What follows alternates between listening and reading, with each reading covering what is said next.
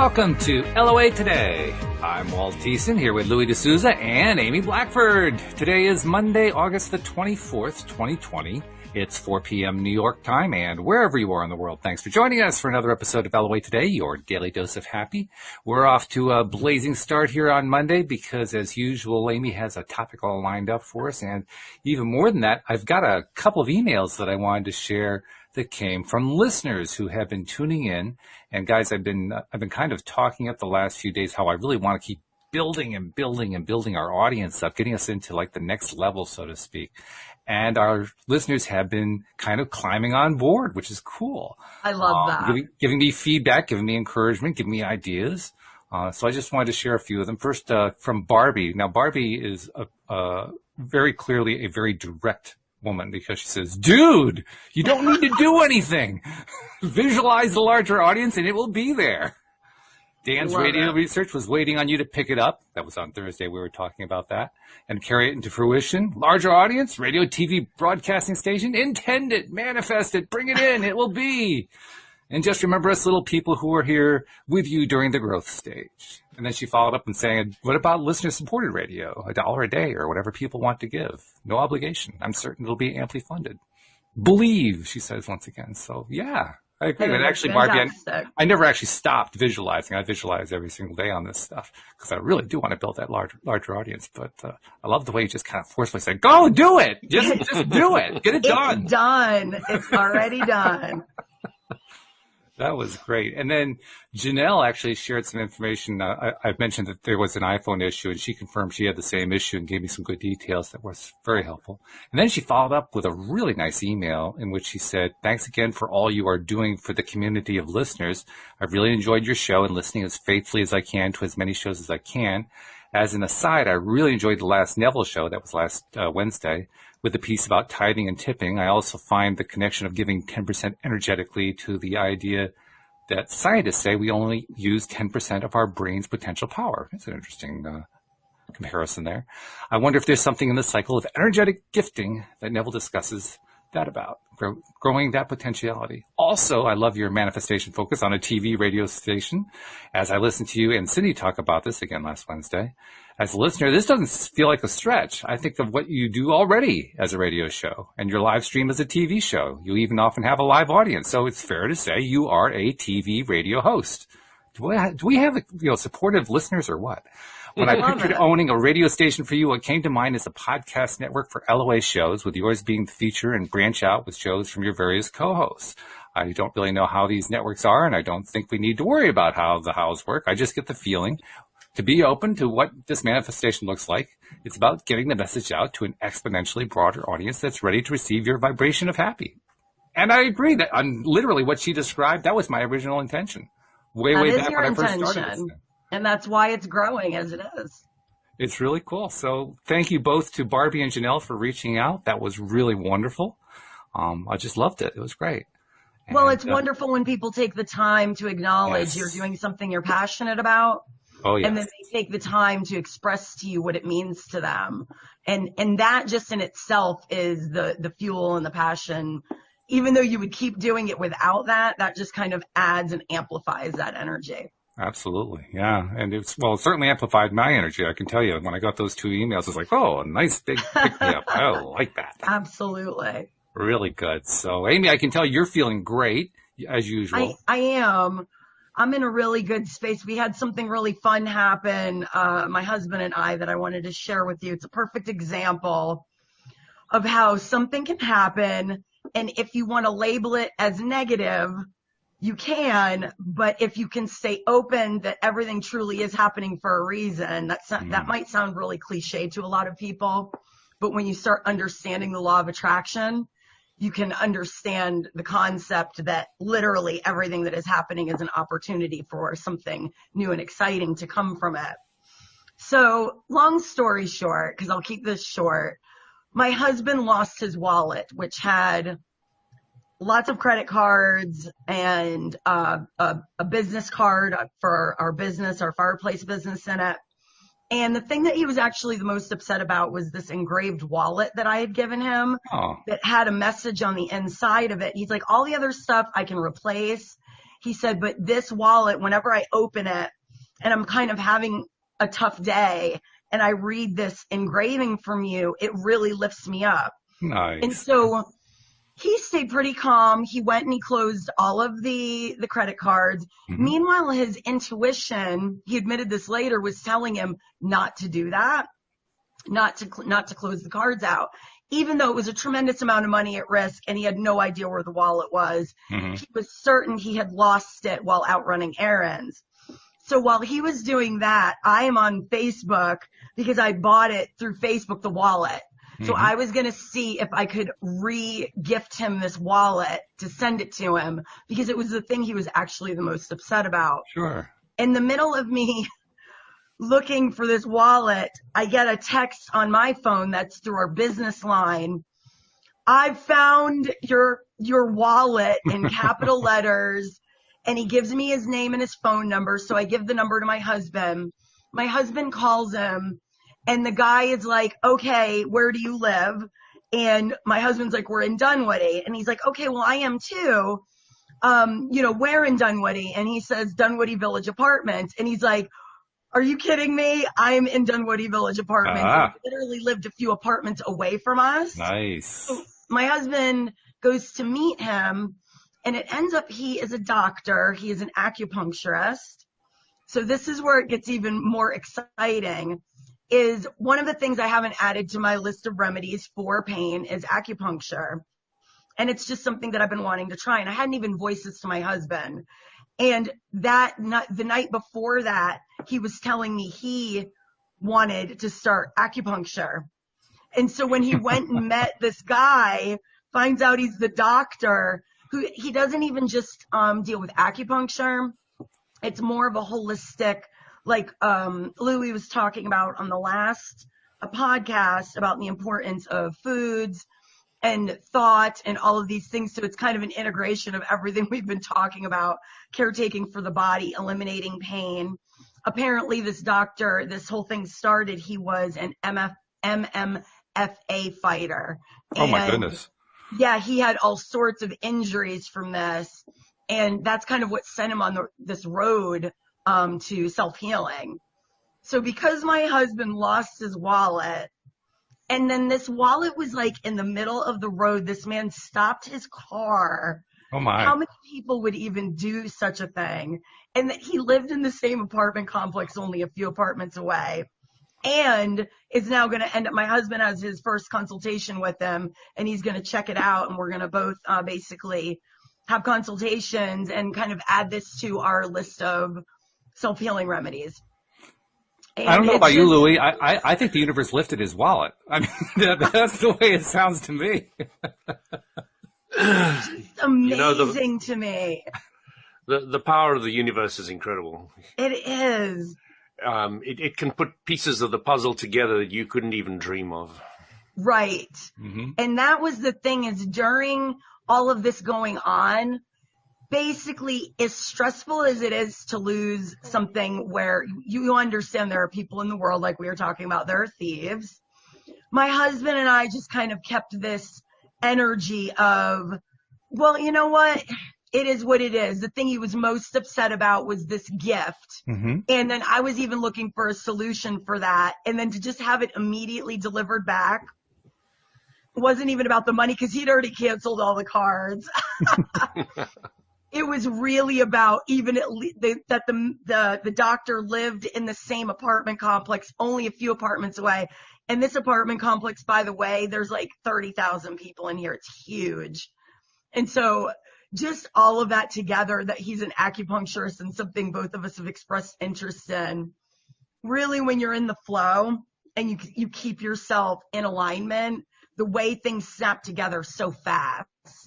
There's literally no resistance there to having things delivered to you at a very rapid pace. It was less than 10 minutes of panic that happened. The whole Like, thing where's my happened in 10 wallet? minutes? Oh no. Yeah. Oh my goodness. Wow. So I had to tell that story because I thought it was such a great conversation starter. Yeah, absolutely. I don't know, Louis. I mean, you've been telling some pretty good stories, but you're going to have to work to top that one, I think. I mean, that's got a lot of connections going on there. So, okay, well, that's a good start. I can't say I really had a specific topic in mind, so I would say let's go in that direction. Walt, sorry.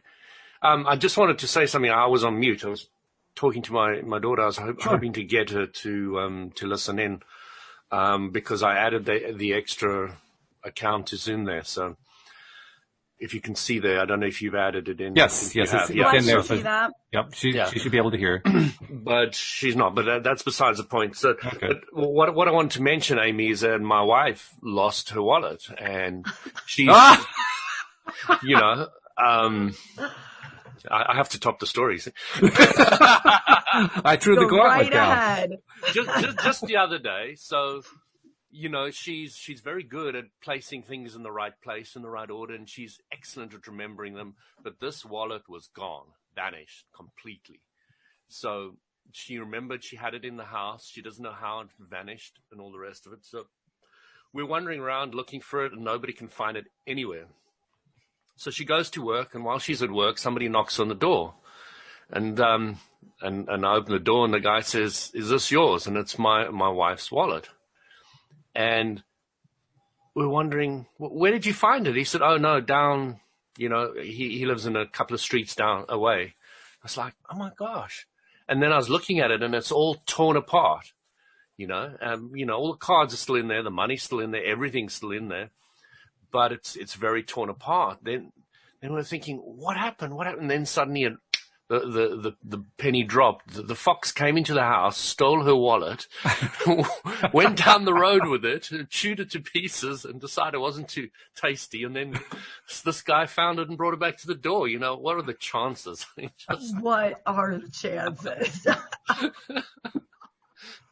Wow. No money, poor no fox. cards, no nothing lost. It was incredible. It was amazing. That's an interesting parallel. That really, I mean, know. As soon as you said this, is like, oh my gosh, I got to tell you the story. that is amazing. I love it. And the poor fox is trying to figure out why it is he doesn't like cowhide. I mean, Yeah. You see, we've got some youngsters at the moment, and they'll come into the house and they'll chew through your lights cable and get this huge shock, and you hear this, and you've got this light cable torn to pieces. It's like, oh my gosh. Can I say something that happened with the foxes? What happened to the foxes? They went through the Lego. What, just walking through it? No, they literally just... That is such a cute story. it is a great story. It's wonderful. And I love how some of me and Louis' stories always seem to sync up in some way. that just adds to the magic. There's been a lot of that. Yeah, there has.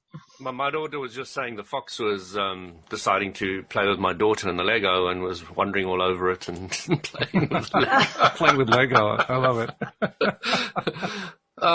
You really got a little bit of worry because you know that the foxes can be dangerous. They're wild animals, you can't pet them or anything.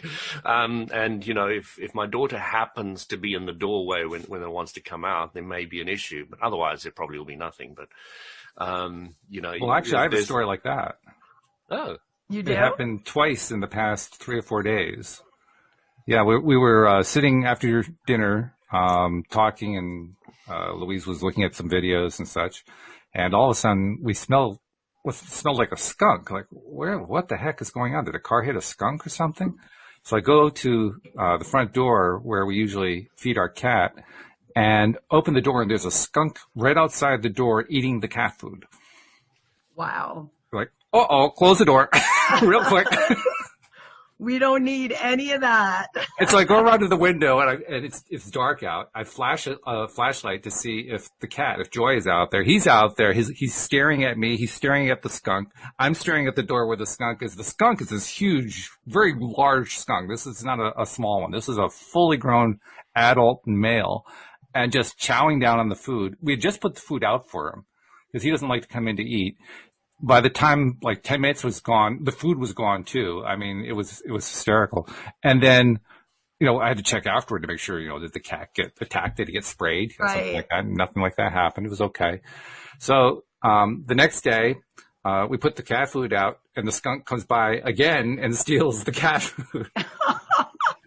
So we're thinking, well, we got to come up with a new arrangement here for the cat. That wasn't working really, really well there. So we ended up trying to coax him in to feed him, and that's what we've been doing the last few days. But it was the first time I've ever had a skunk come up and virtually ring the doorbell. It was, yeah. That is crazy. I have a family of cats that I've been feeding outside. It started with a little baby kitten who I've been feeding since he was born, and now he's a full-grown cat. Then he had a girlfriend who started coming around, and they've had, I can't even tell you how many batches of kittens. And I go out and I feed them wherever the mom has this like little cave where there's vines, and she keeps them, and I make sure that they're fed. And I'm like, what is going to happen when I move out of this apartment? Because we do plan on getting a house soon and moving locations. And I have this attachment to the cat. So there's this part of me that's like, I just want to snatch them all and bring them with me. And then I'm like, no. That is not my place to do that. They're happy here. One of the other neighbors also puts food out for them. But I have such a love for creatures, for animals. It's, I am one of those people, if there's an injured bird, a squirrel, I take it in. I'll try to nurse it back to health. I have this, I don't want to say it's a weird connection with even bugs, but it's like, I don't, first of all, like seeing anything die, or it's not even that I resist the idea that it's dying. It's that if I can assist it, I want to. It's Okay, just you're the inside pro-life, of we me. understand. Say that again. You're pro-life, we understand. Oh, Louis. Tends to be something humans appreciate.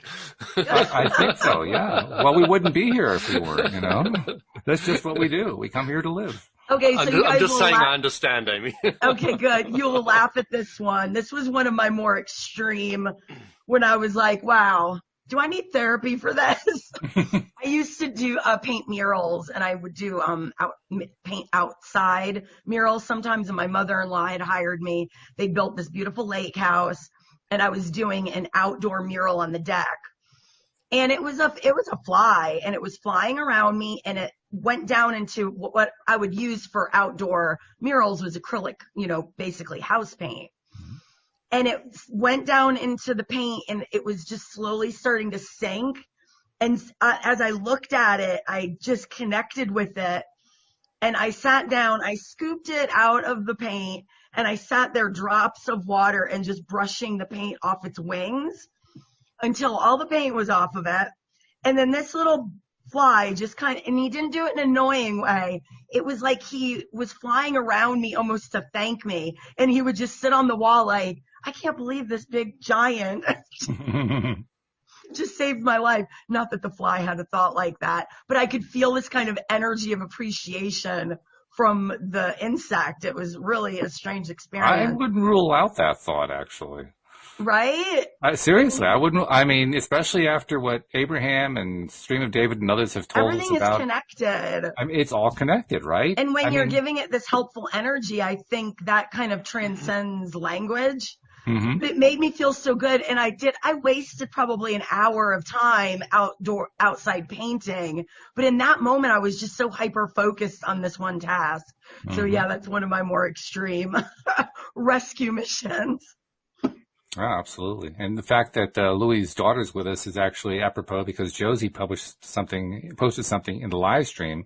She says, speaking of story time, completely random, but she wants to know which children's books, in our opinion, reflect LOA principles. She says for her list, it's Wemberley Worried by Kevin Hanks and Carrot Seed by Ruth Krauss. I can't name any. I know Wayne Dyer wrote a series of children's books. I've never read any of them.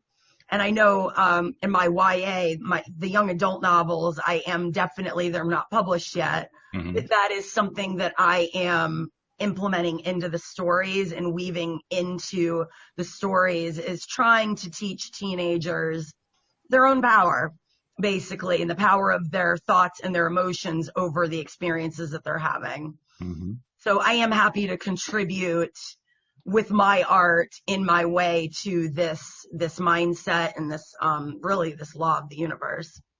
That's cool, though. Because I remember that you mentioned at one point you were working on a children's book, and Yeah, so this fits in nicely there. Yeah, But, it's a teen, like 15 plus Mhm. is the target audience. And, when it's out, I'll definitely tell everybody about it. I'm very Absolutely. excited. I've been working on it for 4 years.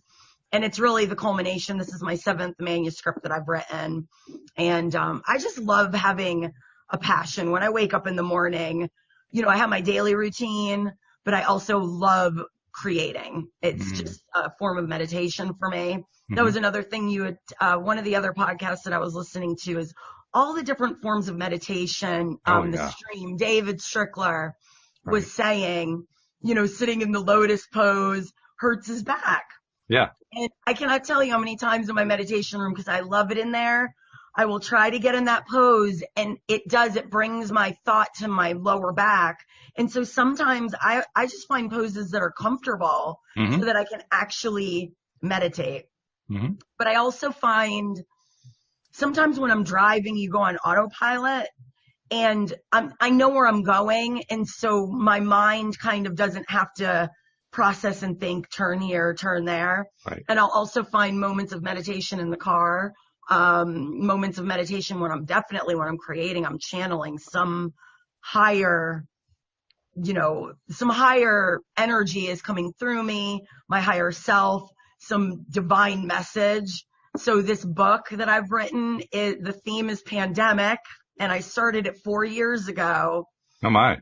And the symptoms of the virus are very similar to the ones in my story. And that kind of freaked me out actually a little bit when it first started happening, that I'm finishing this book about this topic. You're more powerful than you knew. Yeah. I'm like, either I'm living in a parallel version bubble, because my mind went 2 places.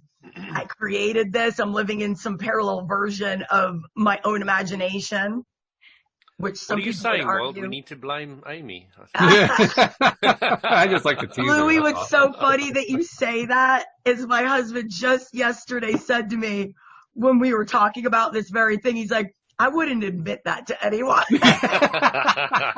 So now here I've done it live on LOA Today, your daily dose of happy. Send your hate mail too. I think when you're taking the culmination of 8 billion people, there will be a few others that thought about it as well for it I to think manifest. it's probably good bet.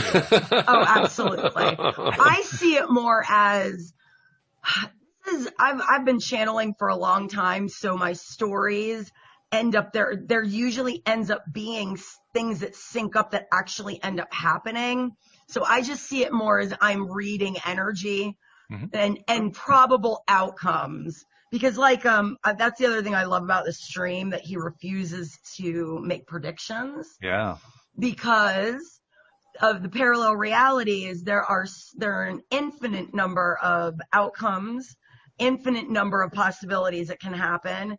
And each one of us at any given time is aligning with a different version. And so there is really no way to say there is this definite solid future. This is exactly what's going to happen.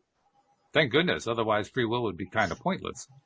And yeah, I love this idea that there's endless possibilities. It leaves it so open-ended to what I want to choose to believe is going to happen. Yeah. And actually yesterday, Walt, I was over with my husband's parents, and they are really just open-minded spiritual people. We talked about out-of-body experiences. Oh, my. And all these different things that they've had over the years. You get them to watch your podcast. Yeah, I told them about the podcast. Very good.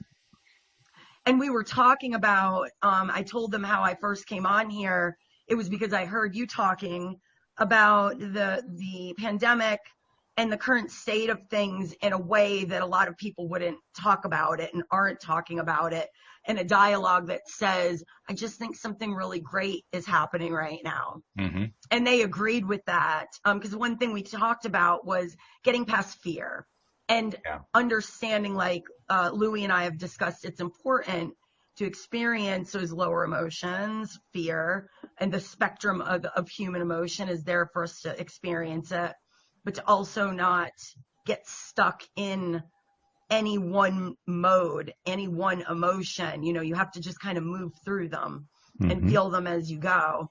And so they were really excited to hear that there's material being put out that is one of hope for people. Because I think more now than ever, it is very important for, first of all, people to understand that they can align with any version of this scenario that they want to. Oh. So if they want to align with the world is ending and, you know, it's all going to hell in a handbasket, then that's what you're going to experience.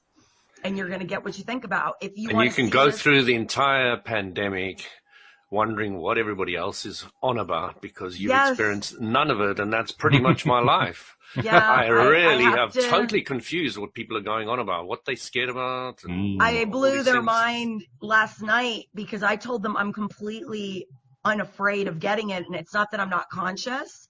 I want to mask. get it. So yeah, that's another I'm, story. I'm, Want to get it. I'm conscious. Okay, of, I'm writing that as a hashtag. I'm conscious of others. It's not like I'm saying it from an arrogant standpoint. I just have zero fear around it, and that's my Hey, I choice. might have some immunity if I get it as well. So cool. Right. Or I'll be dead and there's nothing I can do about it. It's all cool. You're just gonna shoot up into another identity anyway. So that's my belief. Anyhow. Exactly. Not particularly worried about it all. No. But before we leave the other part of the topic, I still want to hear, because Louis, you've got 2 girls. You've gone through quite a bit in terms of books, I would think. Are there any books that you point to for kids? I had a lot more girls than that. No, I'm sorry, what? That's your private business. I'm not going to delve there. No. What were you talking about? I've got 2 girls. Yeah, I've got 2 daughters. Should I mention that to your wife? No, I think I'll stop. Yeah. It's nothing she hasn't heard a million times.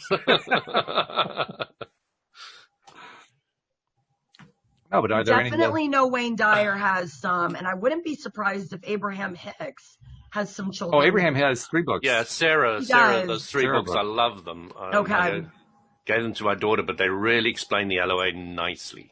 Fantastic. Really, really nicely. I got bored of them at Oh. the time I read them. My daughter's just told me she got bored of them, but I gave it to her when she was like 8 years old or something. So it's really it's more of a teenage book. Mm-hmm. Okay, gotcha. What about for younger kids then? What are some good titles for somebody who's in their single-digit years? I don't know any, to be honest. Yeah, neither do I. Okay, now I'm stunned.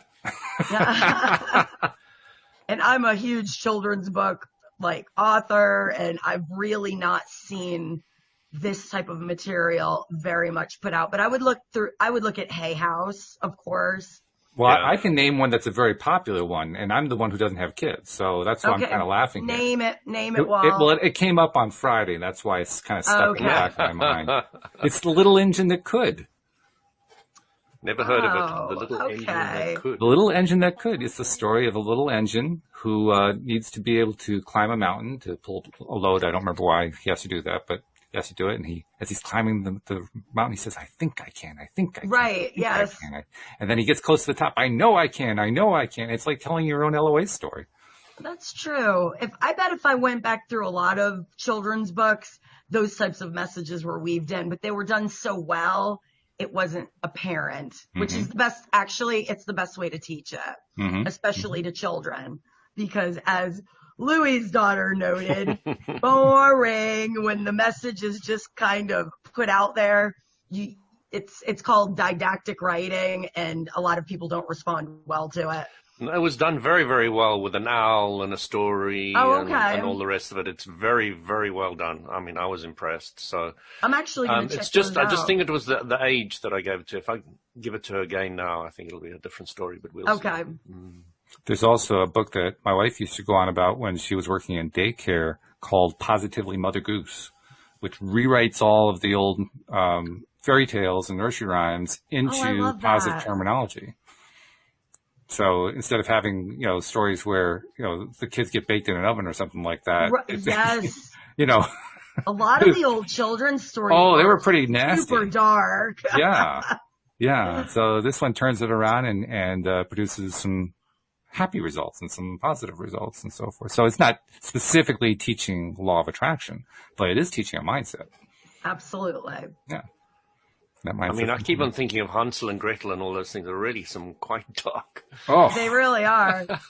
And But I tell you, the I kids love really drawn to it. They really I are. love dark stories. Yeah. Me and my teenager love to watch dark stories. I like light and dark. It depends on the mood that I'm in, but I like the contrast between the two for sure. It depends on if I am in a very somber mood, I will usually reach for actually something lighter, something funny. I love to laugh. Comedy is one of my favorite things. I love stand-up comedy. So anything to make me laugh. Laughter to me is the best medicine. it truly is. And I believe it was So- Irma Bombeck who originally coined that phrase, but she was absolutely right because it truly is fabulous medicine. It's good for you. It's a way of basically climbing out of any negative spiral. If you can laugh at it, you can climb out of it. Agreed. Yeah. What were you saying, Louis? Don't know if you remember last time, Walt, we were talking about my new understanding of energy in breath, tapping into source energy. And one of your users, also one of our Aloe listeners, users, still back in my IT days. Well, they use the device that they listen to the program on, so you know. Was talking about it, and she said she was really enjoying the breathing analogy, etc. And I can't find her comment again, so I was wondering if Walt could maybe dig in around and look for it. But I said last time that I also wanted to bring up what she said about the exhale. Remember, I said it wasn't what we generally think of, just releasing. It was quite different. So I wanted to read it to you. I thought it might be good to... I know I forwarded that to you. Let me see if I can find it. No, I'm talking about this book that gave me the information in the beginning. So, Oh, I thought you were talking about the listener. Okay, so you're talking about our last discussion when you were talking about breathing in and then That's the exhale correct. and what that meant. I know what you're talking about now. Okay.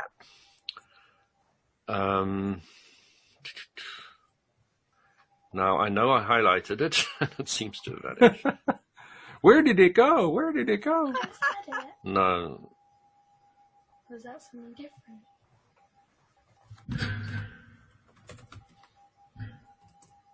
I'm not finding that email either. So I think this It's is not an email. It was a comment on Aloe Today. I don't Oh, know is if that what it was? It was actually a on comment? the website itself or if it was on the podcast. Ah, okay. I'm not sure where that is On then. the YouTube one. So Well, I would categorize that as one of those things that will show up when it's ready to show up. So, when it's appropriate, it'll show up. okay. Now listen up. We've up to now we've been practicing your concentration exercises combined with slow, regular breathing, in which you have inhaled the air and then you have exhaled it again. From now on, when you sit down to concentrate, when you sit down to your concentration exercises,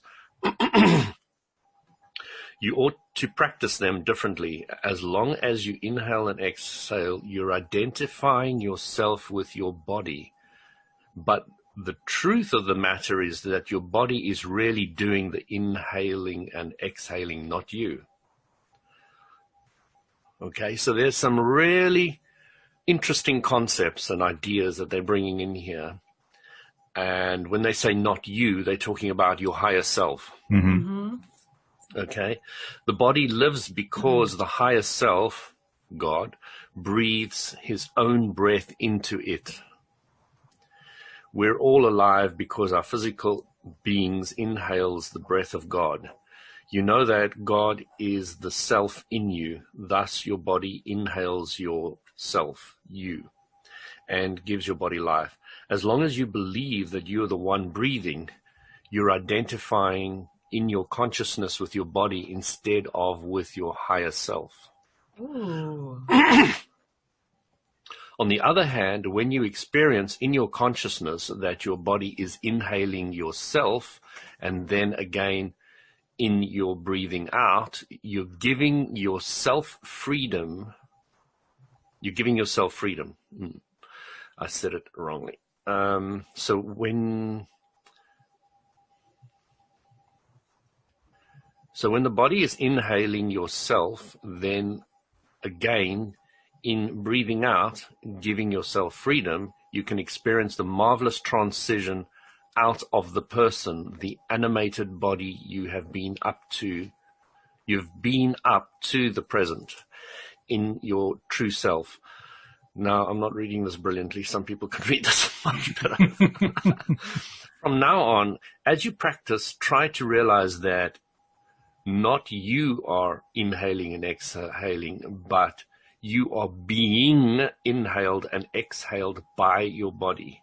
With every breath, you have the feeling during inhalation that you are filling your body with life-giving power, and your body is inhaling you. And in exhaling, that you are withdrawing yourself from the body and remaining separate from it within yourself until the next breath.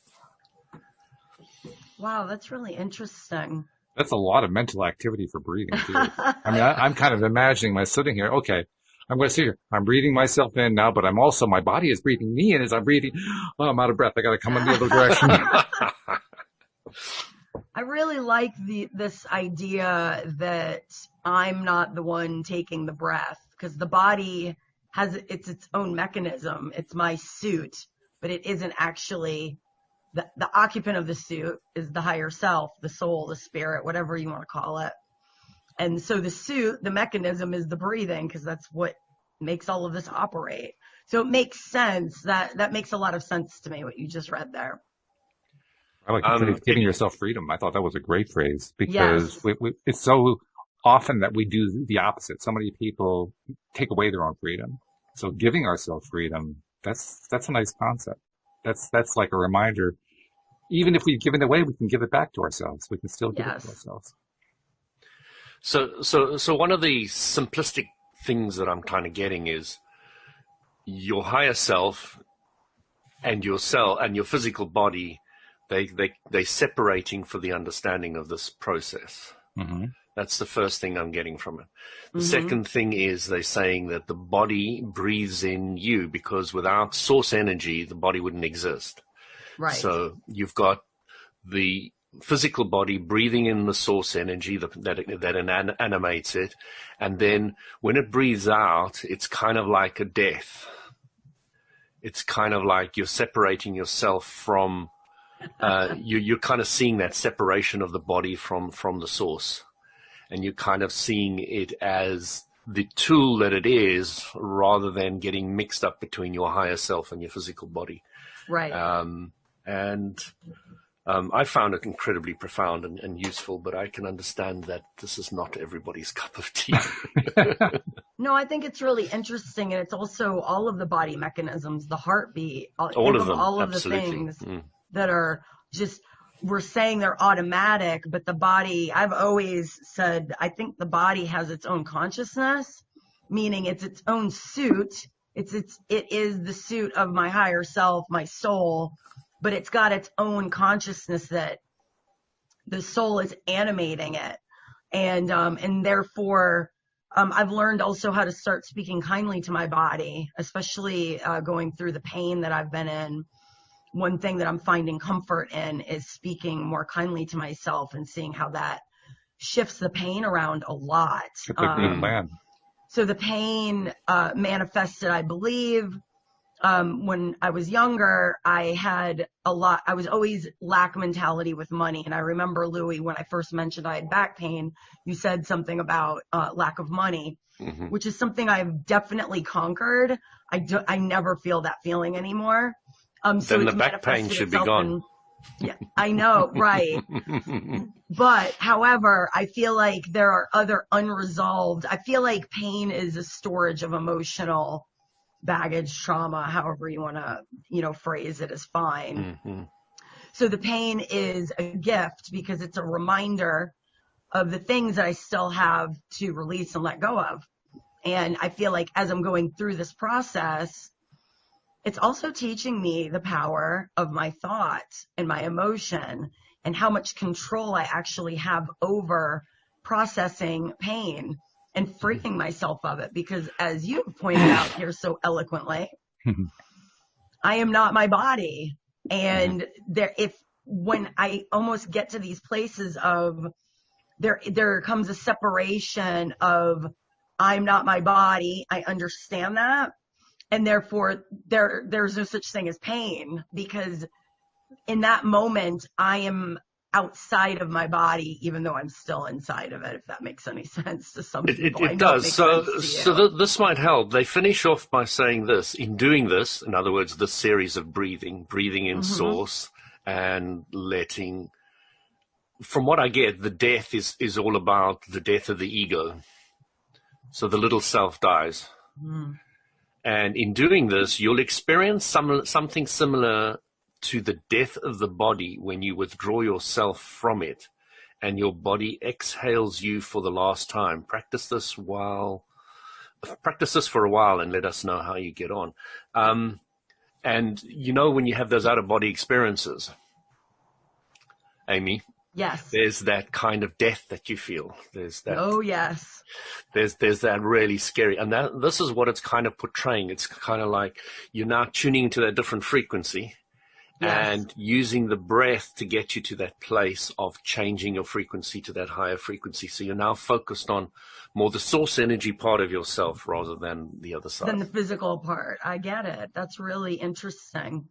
And yes, OBEs, and this was part of our discussion last night with Lance's parents, my mother and father-in-law, was that death feeling when you're having an OBE.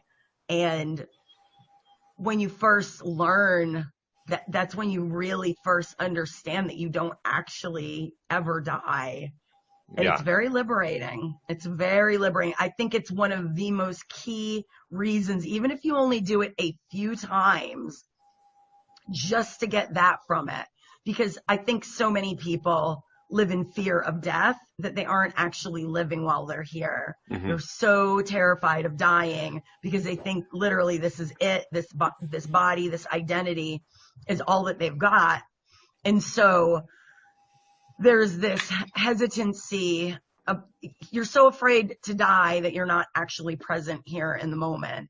And when you learn that that isn't actually the reality, it kind of frees you up from all of that. Like you were even saying in relation to the virus, and this is not to diminish people that are going through it or that are experiencing this in their families or are ill right now, but that you don't really have a huge fear of it because either you're going to be immune, or even if you were to experience death from it, you just don't have that fear of death because of these experiences that you've had.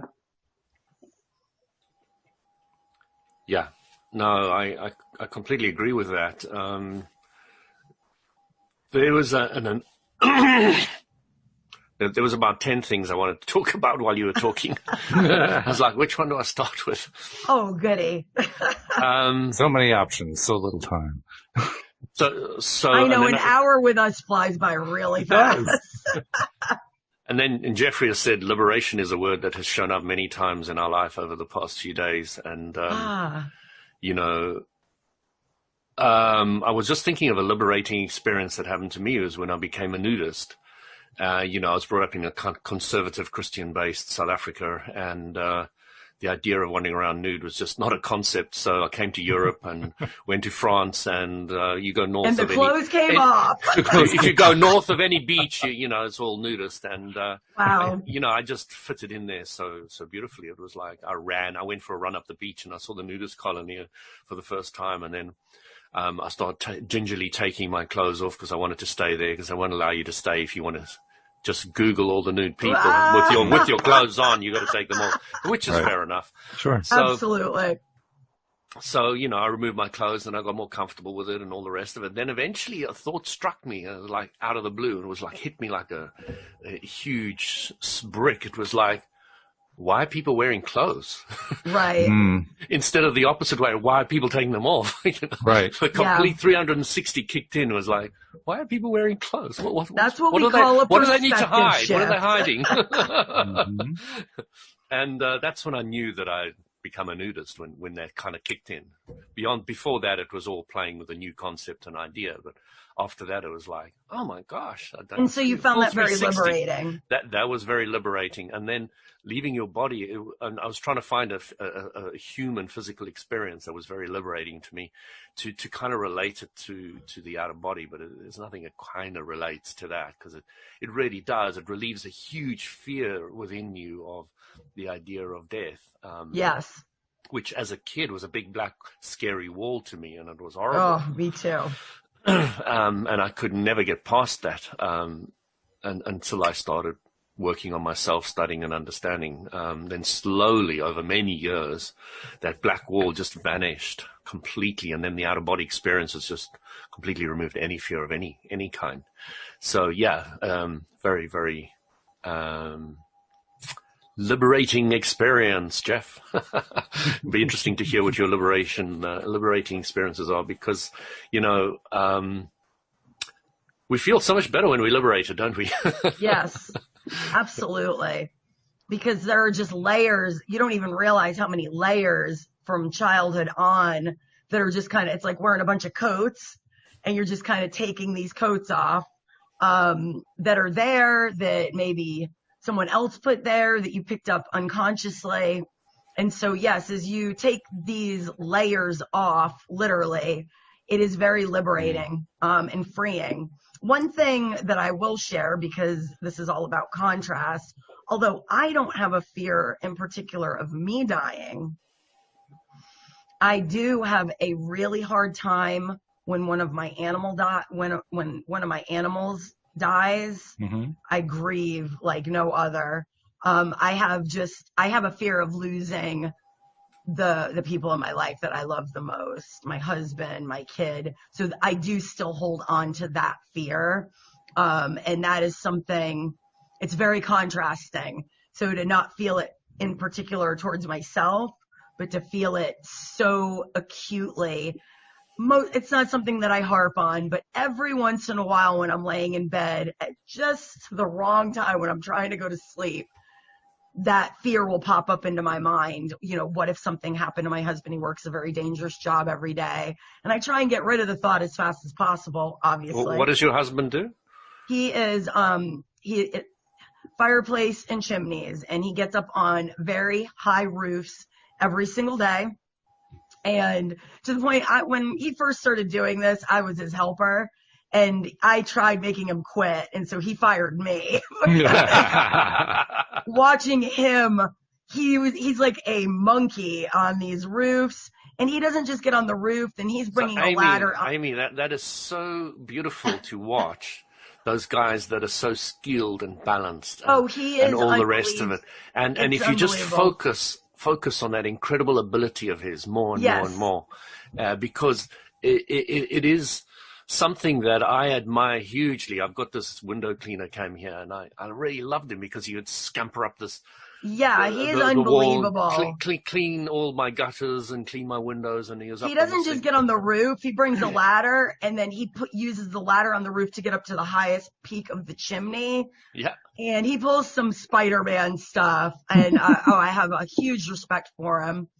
And also, he has unlimited lives, we have learned, because he has had more than one ladder literally snap while he was 60 feet in the air. And somehow magically he would just ride it to the ground, land the right way. And so that fear is kind of gone now, because he's proven to me so many times, no matter what happens, he's going to survive it.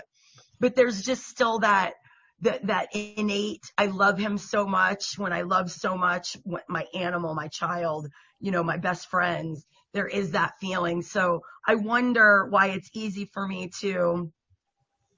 for myself, I understand the concept, but I have such a harder time accepting it through others. So there's that contrasting. So I don't know if it's very much a female male thing, or there'll probably be elements of it, but I've thought a lot about this myself, is what would happen if my daughter who's sitting next to me dies? Right. And why would you think that? We heard that one. I agree with you. Why I would think that is because I'm always studying life, and part of life is death, and You how have a you very deal with strange it. father. You just have to come to terms with it. Yes, That's I have a all very there is strange to it. father. That's him. I think all parents worry about that. I think that's And I don't really. I don't worry overly about okay. it.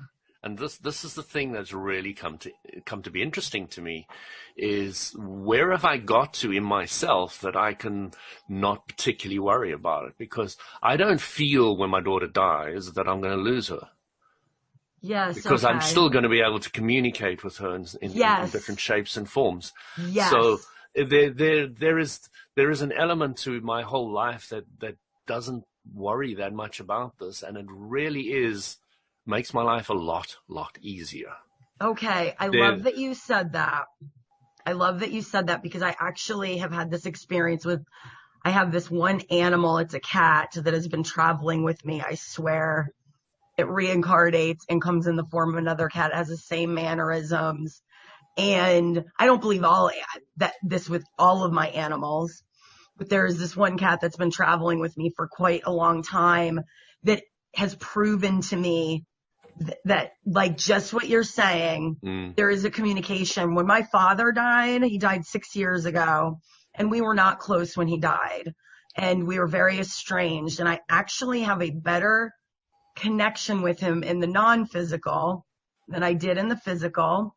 Sometimes we meet up in dream OBE dream space, and I've had some really amazing connections with him, the healthy version of him. Because sorry, I just want to bring this up. I mean, do you?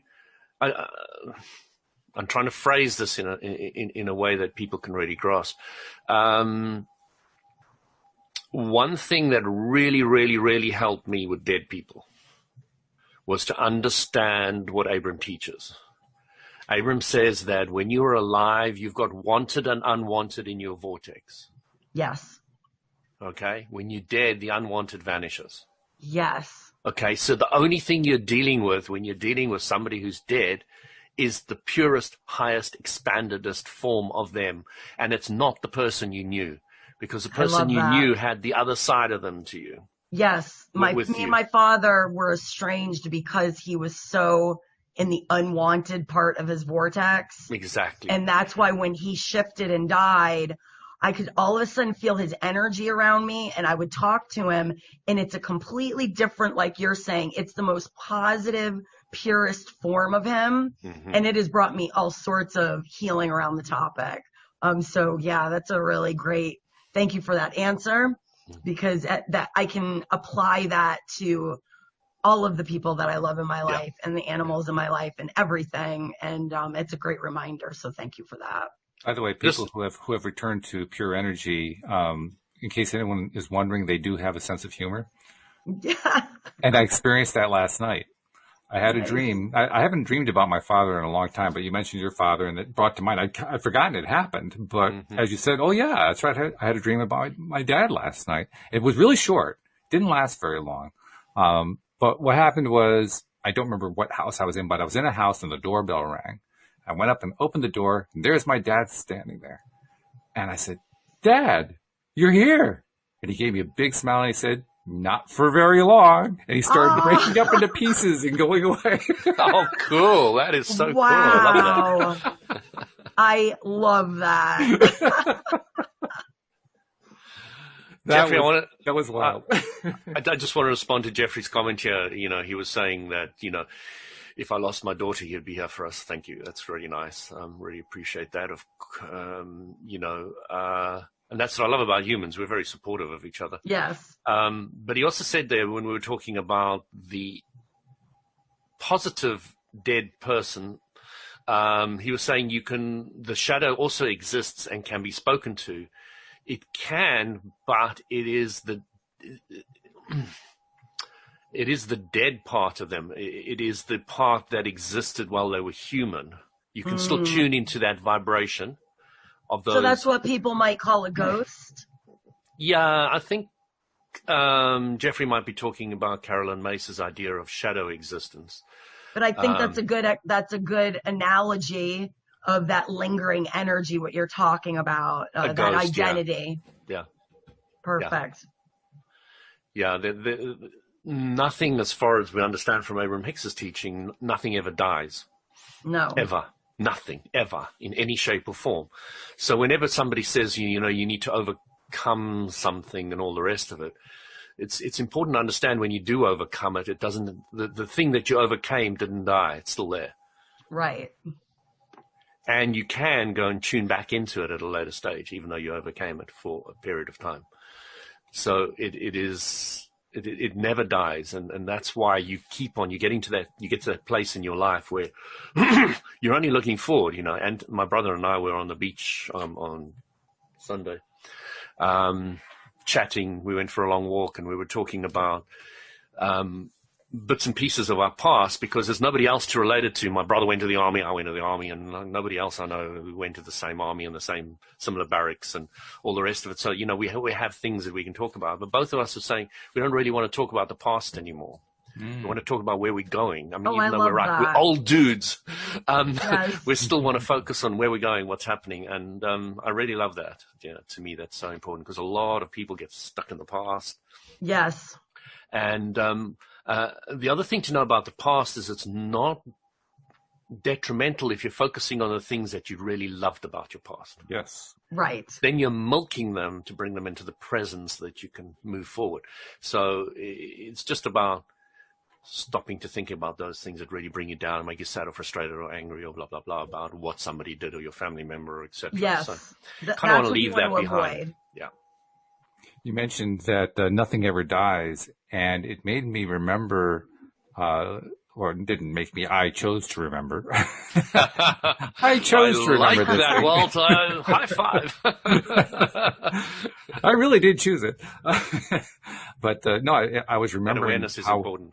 how when I was quite young, I experienced what many people would have described as a fear of death. Mm. I didn't experience it as a fear of death. For me, the idea of fearing death, it was more like an unknown than anything else. I didn't know what to plug into that hole. And at the time, I would have had a hard time labeling what it was that I was experiencing. But as I look back, I realized I didn't have a fear of death. I didn't have a fear of life either. What I had was a reluctance to live. I had this belief, this irrational belief that if I actually started living, if I allowed myself to start living, I would miss out on stuff. Wow. I know that doesn't make any sense, but that's what was going on in my right. head. So I was reluctant to try anything, because I'd miss out on stuff. And it took me quite some time to, first of all, realize that's what I was feeling and thinking. Right. Like many decades before I realized that. And once I realized that's what I was feeling and thinking, it went away really, really quickly, because, there was, first of all, it was crazy. Second of all, I didn't have an attachment to it anymore. And third of all, I realized over time what happened was I just tried to live anyway. And I just grew out of the reluctance. You didn't want to sit on the sidelines anymore. You wanted to join the race. Yeah. So ultimately, I guess the reason I'm bringing that up is, sure, nothing ever dies, but living goes on. Yes. And you can, we're really good as human beings. We're able to squelch a lot of life. We're able to pinch off that connection to inner being. We're able to do a lot of stuff like that, but we can't do it forever. And as the stream pointed out last week, this lifetime is like a blink in time from the eternal perspective. When you look at it that way, then trying to stay in a space of fear of life or fear of something that happened in your past or whatever, that's even a shorter time frame, right? So we're talking Absolutely. like less than a blink of an eye for that kind of thing. It's so minimal that when you can step back as far as they're trying to encourage us to step back, it's nothing. It's Right. nothing at all. So enjoy So do it whatever while you you're want. here. Do whatever you want. There's this group, and they made a whole movie on it, and it's an occult group, and the movie's brilliantly well done. It's about a rocket scientist back in the 70s or something. But the spiritual group's one and only philosophy is do what thou wilt. Okay. and that is the whole of the law. Mm-hmm. And those are literally the words that they use. The movie kind of points out how they can get them into a lot of trouble. No kidding, yeah. Funny thing, there's a whole bunch of other people living out how they would wilt, you know. But I really liked it, and that's really what you want to focus on is do what they will. And you know, if you go back to Richard Bach's story that Walt read the other day, it really points out that you know you don't really have to worry about what other people are being and doing and thinking. But I just wanted to say the history has been made today. My wife has come onto the live podcast, and she said, "Oh my goodness! Oh no! Right. Oh no! I have to retract that. Sorry, that's my daughter." That's like. So sounds like I thought it was my wife. Oh no! Okay, so I keep on forgetting. Everybody's got everybody's phone. So history hasn't been made. One day my wife might join the podcast. Maybe next time. It's the first time in a long time we've had a retraction. Wow. Yeah. I'm going to have to tell my wife she's going to have to come on now. Well, we have to thank your daughter for coming onto the show, even though she didn't have a big role to play. She did have a couple of important roles to play. The most important one being saying, "Why would you think that?" I thought that was yes, I love that so much. You obviously don't know Daddy well. Well, I don't know. I think she knows you pretty well. That was perfect. I mean, life and death's on my mind constantly, really. I love it. It's so exciting to think about it and understand it better. So, sometimes I wonder what it's like to die. Sometimes you wonder what it's like to die at the moment. Yes. Mm-hmm. Yeah, you're going to become like Dad. It's terrible. That's okay. She has a few years, then she can do her revolution against you, and everything will be okay. I love how we come up with one conversation starter, and here's where it ends. I love it. Mm-hmm. Yeah, we go off in all kinds of different directions. Who needs an out-of-body experience? We have an out-of-mouth experience. I know. Oh, so cool. Good stuff, guys. Good stuff. And thank you also to, hi, Annette. We haven't seen you in a while. Nice to see you here. But thanks to all the people who are joining in on the little death, Le Petit Mort, Jeffrey types in there. But thank you to all the live streamers who were sharing your stuff. That was really helpful. We appreciate that. And thanks for bringing up that topic, Amy. You set us on a good course today. That was really good. So Absolutely. thank you very much. Thank you. Thank you guys for all you do every Monday, and especially thank you to all our podcast listeners, including those who keep sending in emails. More and more are sending in emails and text messages and Facebook messages and all that kind of stuff. Using the app, the LOA Today app. Yeah, a little promo here. Make sure you got the app. Make sure that you're sharing the app with everybody else. Keep sending those questions in too, because we have built out the form so that you can send a question to any of the co-hosts now. Oh, so fantastic. Amy and Louie, you can actually start getting questions too. You just, be ready. Bring them on. I'd love one. All right. So reach out and touch a co-host. Maybe we'll make that the new phrase, right? Reach out and touch a co-host. So thank you guys very much. Thank you especially to our podcast listeners. We'll see you all next time here on LOA Today. Goodbye, everybody. Goodbye, everyone. Bye, guys.